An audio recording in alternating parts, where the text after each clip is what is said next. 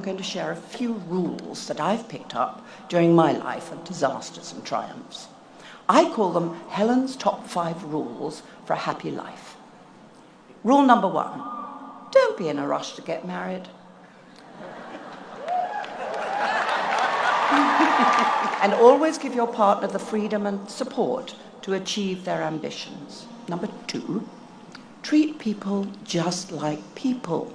Remember that every single person deserves equal respect and generosity. I do have an addendum to rule number 2. No matter what sex you are, be a feminist.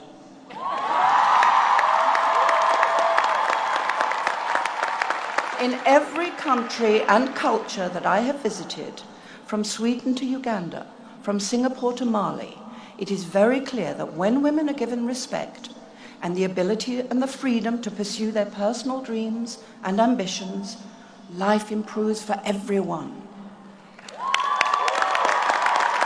I didn't define myself as a feminist until really quite recently, but I'd always lived like a feminist, and I always believed in the obvious, that women were as capable and as energetic and as inspiring as men. But to join a movement called feminism just seemed too didactic, too political for me. However, I have come to understand that feminism is not an abstract idea, but it's a necessity if we are to move us forward and not backward into ignorance and fearful jealousy.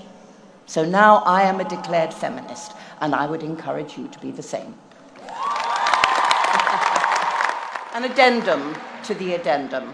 Never again allow a group of old, rich, white men define the healthcare of a country that is 50.8% women and 37% other races. Good, back to the rules. Number 3, ignore anyone who judges the way you look. Number 4, don't be afraid of fear. Oh, am I good enough? Am I smart enough? Will I fail? Throw caution to the winds.